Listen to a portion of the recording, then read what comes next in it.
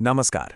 आज के इस विशेष विश्लेषण में एक ऐसे विषय पर बात होगी जो प्राचीन ज्ञान और आधुनिक विज्ञान के बिल्कुल बीच में खड़ा है। अक्सर हम इन चीजों को सिर्फ एक पुरानी परंपरा मानकर छोड़ देते हैं, है ना?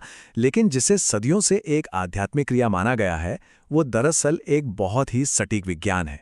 आज मंत्र उच्चारण के इस प्राचीन प्रथा को किसी रहस्यमयी नजरिए से नहीं, बल्कि मॉडर्न न्यूरोसाइंस और साउंड वेव्स के लेंस से डिकोड किया जाएगा। तो चलिए सीधे शुरू करते हैं। आज के इस एक्सप्लेनर का रोड मैप एकदम क्लियर है। सबसे पहले मंत्र का अर्थ समझेंगे, उसके बाद दैनिक जीवन पर प्रभाव, फिर इसका सबसे दिलचस्प हिस्सा यानी ध्वनि का विज्ञान, इसके बाद सही तरीके से अभ्यास कैसे करें और आखिर में अवचेतन मन की रीप्रोग्रामिंग पर चर्चा होगी। तो शुरुआत करते हैं हमारे पहले हिस्से से, मंत्र का अर्थ। ये शब्द मंत्र दरअसल कितना दिलचस्प है। इसकी जड़ें बहुत गहरी हैं। ये दो हिस्सों से मिलकर बना है। पहला है मन, जिसका सीधा मतलब है हमारा दिमाग, और दूसरा है त्र यानी मुक्ति, मतलब एक ऐसी चीज जो दिमाग को उसके बंधनों से आजाद कर दे। इस बुनियादी परिभाषा को याद रखना बहुत जरूरी है, क्योंकि आगे हम जिन बायोलॉजिकल मैकेनिज्म्स की बात करने वाले हैं, उन सब का एक ही अल्टीमेट गोल है, मन को पूरी तरह आजाद करना। अब आगे बढ़ते हैं और देखते हैं दैनिक जीवन पर प्रभाव। आखिर मन की इस मुक्ति का हमारी रोजमर्रा की भागदौड़ भरी जिंदगी में क्या असर होता है, चलिए देखते हैं। सबसे पहले मिलती है मानसिक शांति, और यहाँ शांति का मतलब सिर्फ रिलैक्स होना नहीं है, बल्कि अपने फोकस को लेजर की तरह तेज करना है। उसके बाद है ऊर्जा का संचार, प्राचीन भाषा में जिसे चक्रों और नाड़ियों को जगाना कहते हैं। आधुनिक भाषा में वो बॉडी के अंदर एनर्जी का बेहतर फ्लो है। तीसरा, ये हमारी संकल्प शक्ति यानी विल पावर और आत्मविश्वास को कई गुना बढ़ा देता है। और चौथा है आध्यात्मिक उन्नति, जो इस विशाल ब्रह्मांड के साथ एक गहरा कनेक्शन महसूस करवाती है। लेकिन ये सब होता कैसे है? यहीं से शुरू होता है हमारा तीसरा और सबसे खास हिस्सा, ध्वनि का विज्ञान। यहाँ आता है न्यूरोप्लास्टिसिटी का कमाल। जब किसी मंत्र का बार बार उच्चारण किया जाता है तो ब्रेन में नए न्यूरल पाथवेज बनने लगते हैं। इस दौरान ब्रेन का प्रीफ्रंटल कॉर्टेक्स, जो फोकस और डिसीजन मेकिंग के लिए जिम्मेदार है, वो पूरी तरह एक्टिव हो जाता है। और ठीक उसी वक्त एमिगडाला, जो डर और टेंशन का सेंटर है, वो बिल्कुल शांत पड़ जाता है। सोचिए जरा, एक ही समय पर फोकस का स्विच ऑन और डर का स्विच ऑफ, और ये सब सिर्फ और सिर्फ एक खास आवाज को दोहराने से हो रहा है। लेकिन ये जादू सिर्फ हमारे दिमाग तक ही सीमित नहीं है। अगर एक साउंड वेव की माइक्रो जर्नी को देखें तो हम पाएंगे कि हर आवाज की अपनी एक स्पेसिफिक फ्रीक्वेंसी होती है।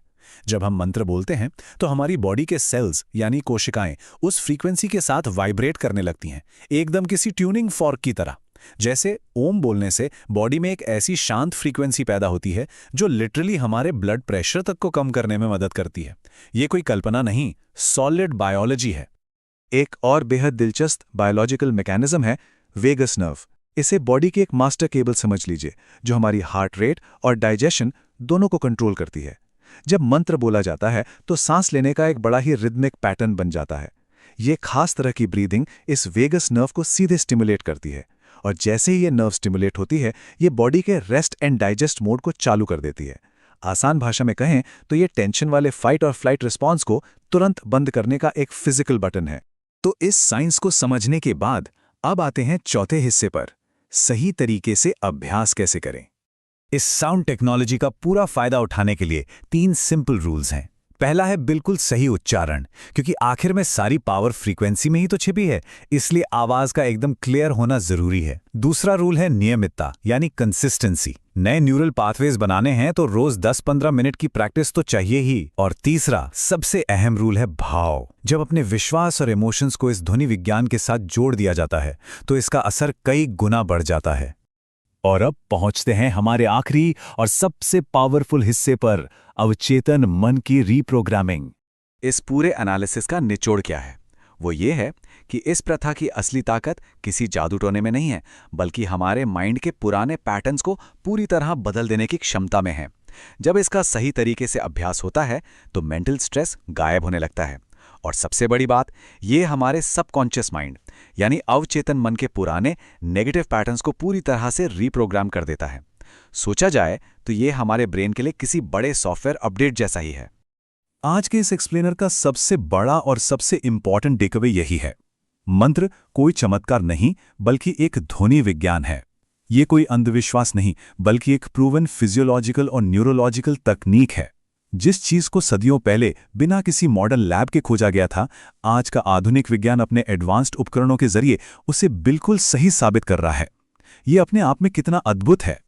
अब जब हमने साउंड और ब्रेन के इस फिजिक्स को इतनी गहराई से समझ लिया है, तो एक सवाल छोड़कर जाते हैं। क्या ये अंडरस्टैंडिंग मेंटल हेल्थ, स्ट्रेस और फोकस को देखने के हमारे नजरिए को हमेशा के लिए नहीं बदल देती? शायद आज की भागदौड़ भरी जिंदगी को शांत करने के लिए इस प्राचीन लेकिन पूरी तरह से साइंटिफिक न्यूरोटेक्नोलॉजी का इस्तेमाल करने का सही वक्त आ गया है। इस पर थोड़ा विचार कीजिए। इस विश्लेषण में शामिल होने के लिए बहुत बहुत शुक्रिया। जल्दी ही फिर मिलेंगे।